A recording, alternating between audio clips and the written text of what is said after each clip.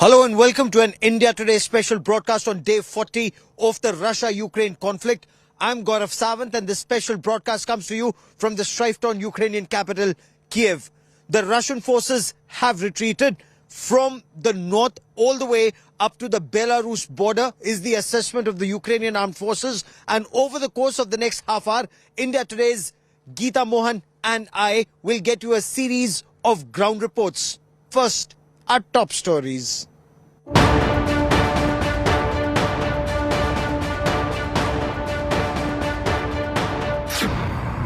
Putin's war machine wreaks havoc in Bucha.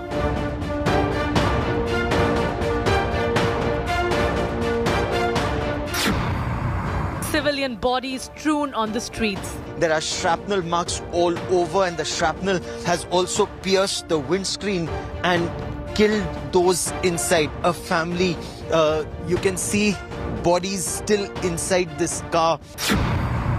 Hundreds buried in mass graves.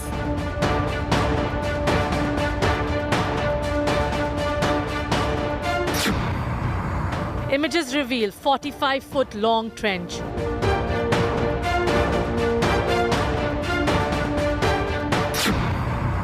Horrendous war crimes, massacre of civilians. So bad is the situation that Tatya has just buried her child who was killed in shelling right here. And there are other graves that have been dug in this area after the shelling in Bucha. Images from Bucha stunned the world.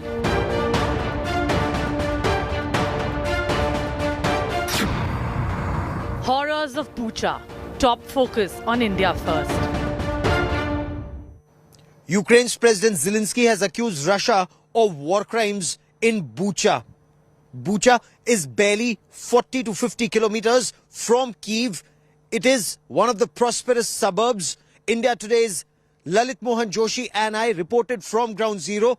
There were bodies strewn on either side of the road. The place completely in a shambles, devastated by weeks of constant artillery, armor and rocket and missile battles between Russia and Ukraine. We bring you a ground report from Bucha.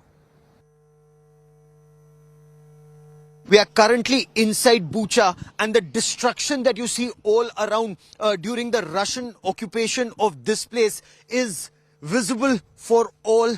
Burnt vehicles, burnt malls, burnt homes, damaged and devastated in the fire and the artillery shelling, the rocket fire, the missile fire, and the destruction that's been caused to people and their homes. The Ukraine army is now coming into this area along with medical services and emergency services. They've recovered some bodies, and while the forensics and the post-mortem teams will carry out their job, but they've taken images. Several of these bodies, according to the Ukraine army, have their hands tied behind them, and they've been shot dead in cold blood in custody.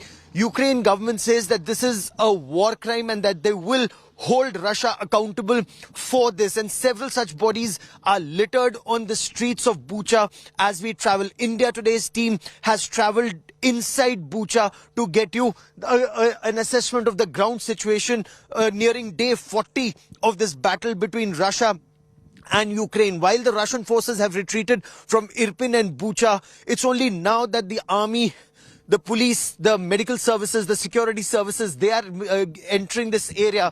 And this is completely abandoned. Not a soul in sight in this part of Bucha where we are right now. With us is Sasha, and Sasha is a resident of Bucha. Sasha, what happened here? Так, я весь цей час, поки була війна, я проживала саме в Бучі. У нас є дачний райончик. Я проживала все там. Там, де якраз недалеко проходили ці воєнні дії, коли стріляли, і наші, і їхні. Там дуже багато домівок розгромило, дуже багато. І навіть деякі дома згоріли. Я проживаю там недалеко від Гостомеля. Гостомель взагалі, кажуть, там дуже багато будинків постраждало, дуже багато. Аеропорт також Нашу мрію вони розгромили. Наша мрія – це наш самоліт, наше достояння українське. Я б сюди прийшла, мені треба просто зв'язь, інтернет.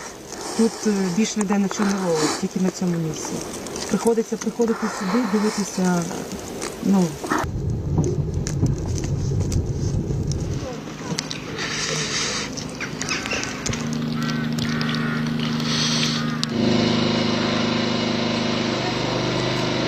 The images here are horrifying. This is a residential block and this has been shelled completely, virtually every house shattered, people forced to live outside. Right now the temperature here is -2. It's snowing. It was raining a short while back, but people have nowhere to go. There is no electricity, there is no water, there is no gas. In fact, if you just come around, a few families that remain here, they're cooking their food out in the open, and we'll show you how they're surviving in this extreme cold. It's only now that the agencies have reached here, but this family, as you can see, they've got their pots outside and they're cooking a meal for them outside in the open, and yet the lady has a smile on her face in these difficult circumstances. How are you? Are you okay? Ні, how are you? Ви мене спрашуєте, як звати, правильно я розумію? Люба. А ви мене зрозумієте, мою українську? What are you making? What are you eating? So there's just some chicken and water. They're boiling it together. That's their only meal because none of these houses have any power, nowhere to cook inside, no gas, and this cold. And what is actually heartbreaking in these images, we'll just walk. They live here, they eat here, and they've had nowhere else to go. So bad is the situation that Tatya has just buried her child who was killed in shelling right here. And she broke down as she explained that to me, that the child must be very cold inside. So she made a cup of tea and she's put tea and her child's favorite chocolates on that grave that has been just dug here. And there are other graves that have been dug in this area after the shelling in Bucha. The situation here, extremely heartbreaking. The manner in which these people have survived close to 40 days of an intense Russian attack, and Ukraine armies fight back in this area. The burnt infantry combat vehicle, the burnt tanks and cars on this road and several roads around give you an idea of the kind of battles that have been fought in Bucha in the past 40 days. The Russian soldiers may have retreated, but for every inch of territory, there was a fierce battle with thousands of civilians, unfortunately, trapped in the crossfire. Now, this burnt BMP, burnt infantry combat vehicle here, the burnt Lexus there, the burnt Mercedes behind that show how pitched battles were fought inside the streets of Bucha.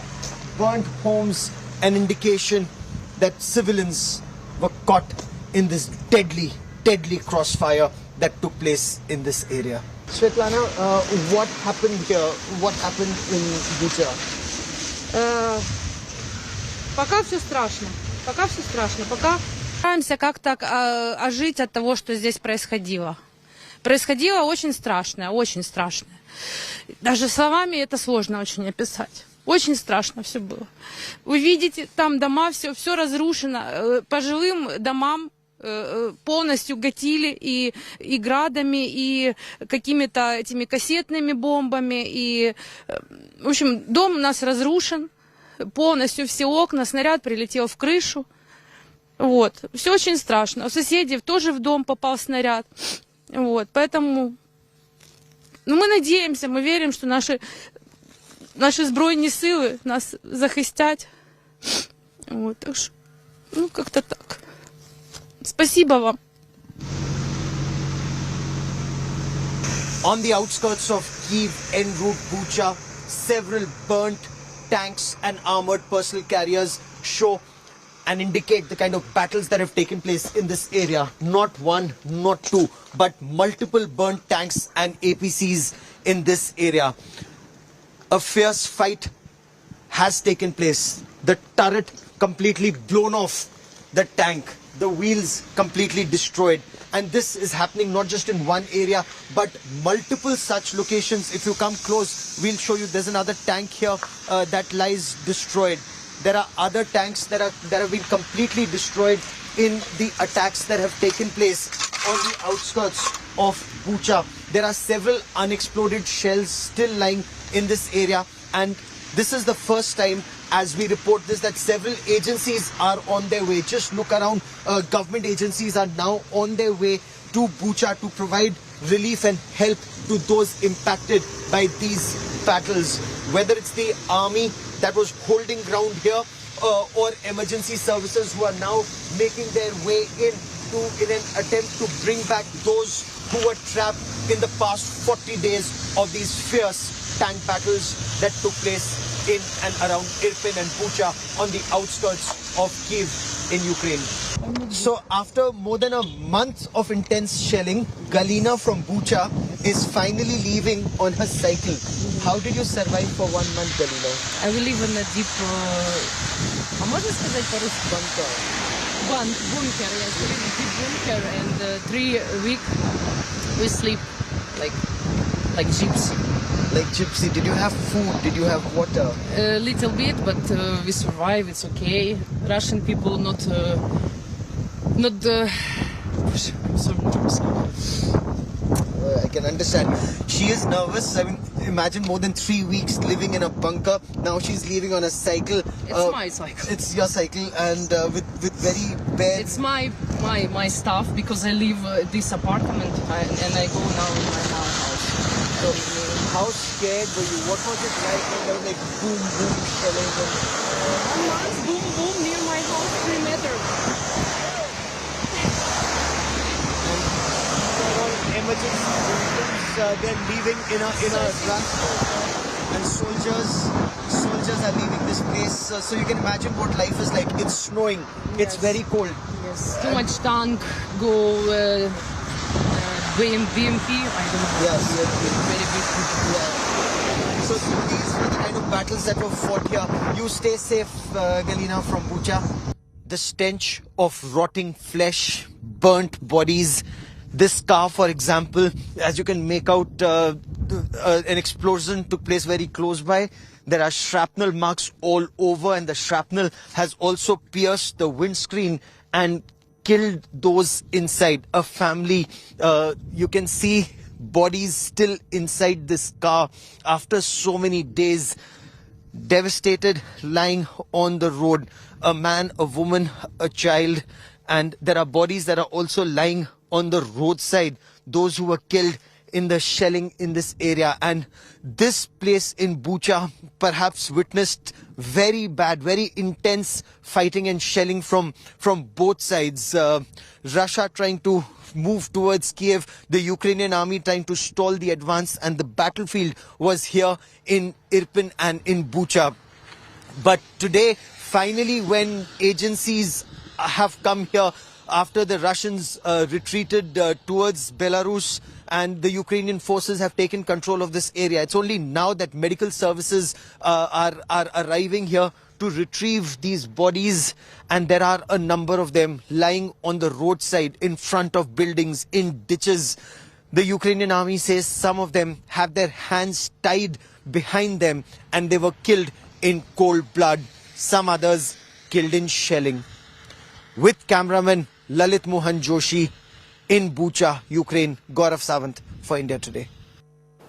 On day 40 of the Russia-Ukraine conflict, more images emerge of the death, destruction and devastation that took place in Irpin and Bucha for the protection or the capture of Kyiv. Now this is a burnt Russian tank, remains of a burnt Russian tank. The V sign, as you see on the barrel in front, is a clear indication, as Russian tanks use two signs. They either use a V or a Z or a Z. the tank completely shattered and destroyed. It's the gun and the turret, they just lie some distance away, buried in sand, an indication of the kind of impact that took place. And this tank is completely charred, burnt. What Ukrainian army personnel tell us that this was targeted using a Javelin anti-tank guided missile. Again, the V sign very clear. This area is barely 50 kilometers from Kyiv, and pitched battles were fought by the Russians to move forward and the Ukrainians to stall the advance of the Russians. This tank here and multiple tanks like this are littered on this road where both Russian and Ukrainian armor have been destroyed and targeted. The Ukrainians, they very clearly say that most of these people were either killed in battle, some captured and some fled towards their camps. Worse or more devastating are reports of loss of civilian lives, often as the Ukrainians insist that they were caught, captured and then killed in this battle. With cameraman Lalit Mohan Joshi, en route Irpin and Bucha, Gaurav Sawant in Ukraine for India Today. Kyiv is relatively peaceful, no air raid sirens, no rushing to the nearest bomb center. In fact, life is coming back to normal. The assessment in the armed forces is that the Russian forces aren't just moving towards the Belarus border. The Ukrainian forces are almost at the border. They've restored the sanctity of the border with the Russian forces withdrawing to the other side. But then the threat remains because the Russian forces are now amassing towards the east in the Donbass region. And this is where the battles are becoming extremely intensive. And the apprehension is it will become worse in the days and weeks ahead. India Today's Foreign Affairs editor Geeta Mohan is on ground zero in the Donbass region from the Russian side, and she gets us this report.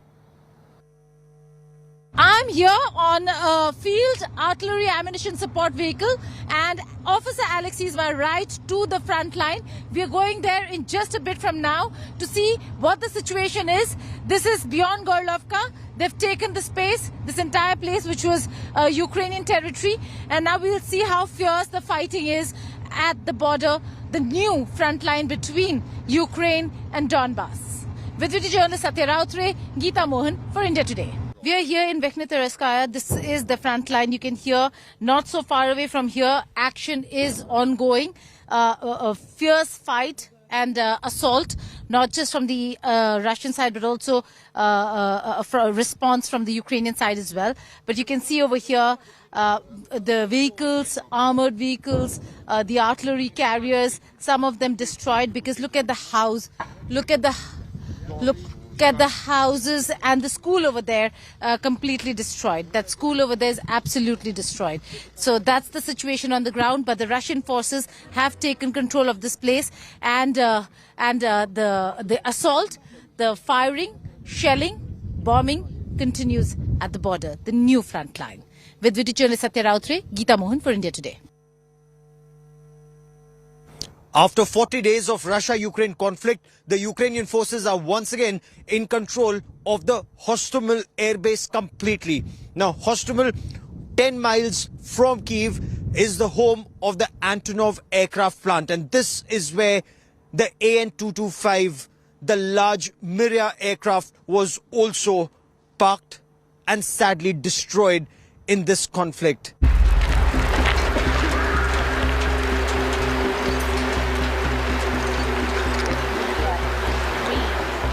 The Hostomel airport, which housed the world's largest cargo plane, Mirya, destroyed and unrecognizable now.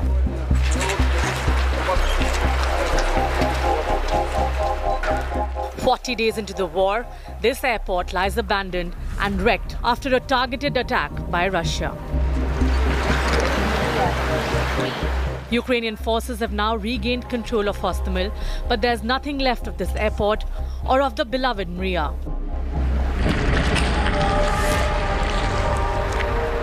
Once a site of great pride of Ukraine and the world, Mirya, which means dream in Ukrainian, has been wiped out. Now there's just debris, bits and pieces left behind after the Russian airstrike. Russian forces had set their eyes on the Hostomel airport almost immediately after the invasion began. The reason? The strategic location of this airport, located less than 10 kilometers outside of the capital, Kyiv.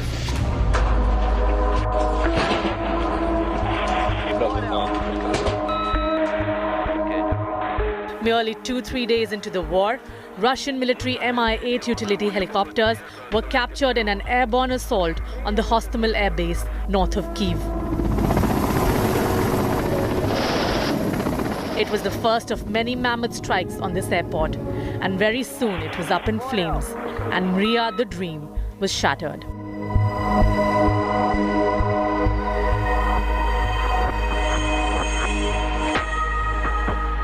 Once a pride of Ukraine has now been reduced to a burnt-out mass of debris, and the world's largest aircraft now lies destroyed in its hangar, never to take to the skies again.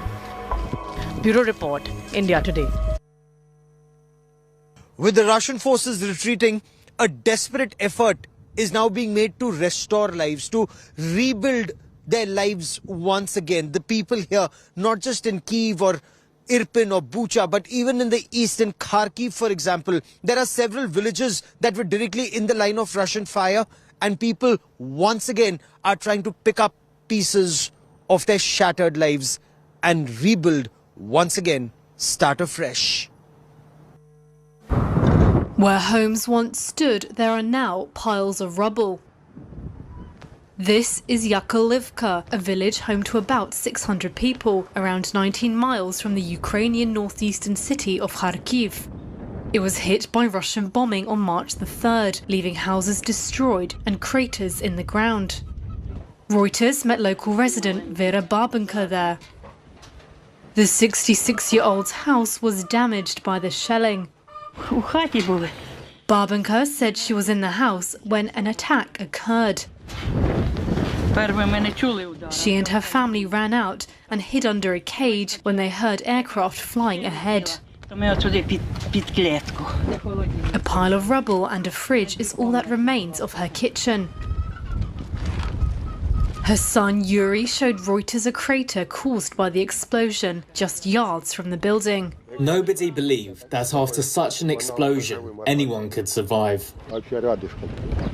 Russia denies attacking civilians in what it says is a special military operation to demilitarize and denazify its southern neighbor. Ukraine and its Western allies say that is a baseless pretext for a war of aggression. Ukraine's President Volodymyr Zelensky said on Saturday the military situation in the east of the country remained difficult, warning that Russia was preparing for new strikes in Kharkiv and the Donbass region.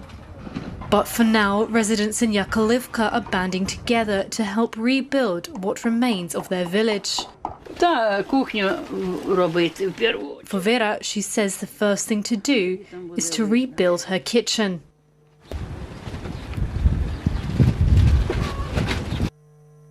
As Kyiv, Irpin and Bucha, areas around this region, they are once again trying to rebuild their lives, but this battle appears to be intensifying towards the east, in Donbass, in Mariupol, in that region. And we will continue to report from ground zero. But that is all that camera person Lalit Mohan Joshi and I have for you on this India Today special broadcast from Kyiv, Ukraine.